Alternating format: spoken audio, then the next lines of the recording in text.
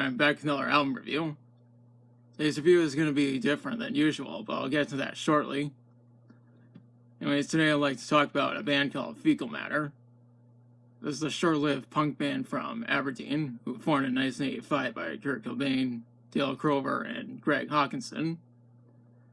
In a way, this band was a precursor to Nirvana.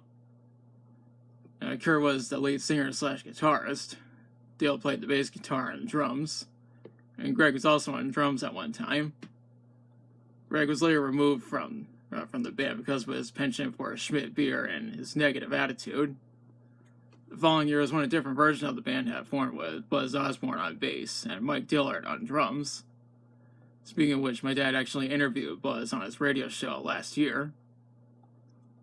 Though 86 was the last year Fecal Matter were ever active.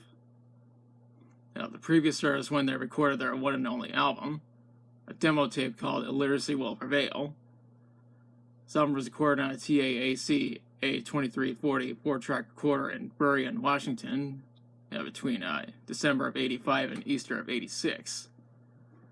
Believe it or not, this demo tape was recorded at Kurt Cobain's Aunt Maury Earl's house, which I think is pretty interesting. Although this demo tape is mostly in the realm of punk rock, there are some elements of sludge metal. Some had Kurt performing the vocals and guitar while Dale handled the bass guitar, drums, and backing vocals. This album is self-released, so it was never released under any record labels. Only a handful of copies were produced, and they were all given to friends and colleagues of both Kurt and Dale, who were also the producers of this album. This album was released in 86, but it's unclear as to what the actual date is. The album was actually considered lost media at one time until it was uploaded to YouTube in its entirety in 2015. Since then, other people have uploaded the album, and that's how I was able to experience it for myself. Now, there is an article about this album in the Lost Media Wiki, and there's going to be a link to that in the description, if you want to read it for yourself, since that's where I got most of my information. I'm also going to be including a link to the album, so in case you want to listen to it for yourself. Now, let's talk about the songs. The sound starts with The Sound of Dentage. The song starts off pretty heavy. It's mostly in the realm of sludge metal, which is where most of the material from Melvin's is centered around. It is unusual yet interesting that Kurt Cobain started in the realms of punk rock and sludge metal long before Nirvana was founded. This is a great song, and we're only getting started. And after that is Reefer Madness. This isn't really a song, it's just a collage of audio from the 1936 propaganda film Reefer Madness. For instance, I've never actually seen that film. It's also the shortest track and only 79 seconds long. You follow that up with Bambi Slaughter. The song is mostly in the realm of sludge metal, but there are a few elements of punk rock. It's followed by Laminated Effect, Made Not Born. This track is more in the realm of punk, but there are some traces of sludge metal if you listen to it. I would go as far as to call this my favorite song on the album. Up next is Are You Controlled? It's another punk-oriented song, but there are some traces of sludge metal within it. The sludge metal elements mainly come from Kurt's vocals and guitar riffs. Next song is Punk Rocker. As the title implies, this is another song that's in the realm of punk. It's like most of the previous songs, it's also in the realm of sludge metal. After that is I Don't Want You. This track is less than half the length of the previous song, since it's another punk song. That's followed up by Anorexist. Anorexist. What's interesting about this song is that it was later re-recorded by Nirvana, included in on the With the Lights Out box set from 2004. I currently don't own that box set, and I will get it eventually, and I will review it someday. This track also has a distinction of being the longest song on this album at 9 minutes and 16 seconds long. We'll follow up with Accusations. The song is more in the realm of sludge metal rather than punk, and has a much heavier sound to it. And it's still a good song overall. Up next is Spank Through. It's actually the first appearance of this particular song. It was later re-recorded by Nirvana in '88 for the Sub Pop 200 compilation album from this, which came out back in December of '88. Original version, Sound Illiteracy Will Prevail, has the distinction of being the only song from this album that is ever officially released.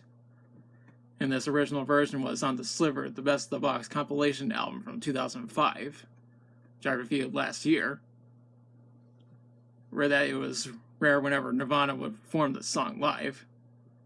It also helped Kurt start up Nirvana with Chris Novoselic. Chris actually did call this the first Nirvana song in the linear notes to the live compilation album From the Muddy Banks of the Wisconsin, which came out on October 1st of '96. The next track is Insurance. It's the second shortest track on this album at only 91 seconds in length.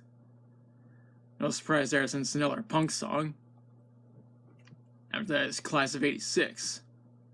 I don't have a whole lot to say about the song, but it is a good song to say the least. And I'm going to point out that it's another punk song. Followed up with Blather's Log.